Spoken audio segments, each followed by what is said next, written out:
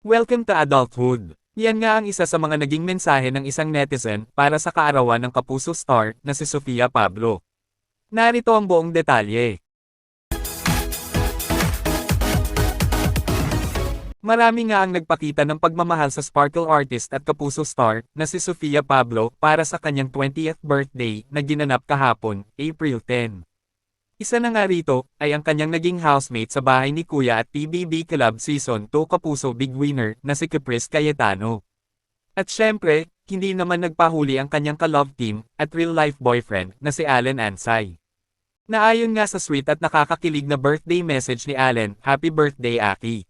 Sobrang proud ako sa'yo, at sobrang saya ko sa lahat ng blessings na meron ka ngayon. Deserve mo lahat yan kasi mabuti ang puso mo.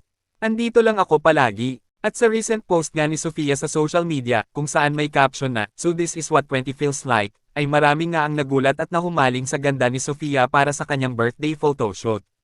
Naayon nga sa ibang netizens, ay hindi mo aakalain na 20 years old na si Sofia Pablo dahil sa napaka-baby face ng kanyang mukha.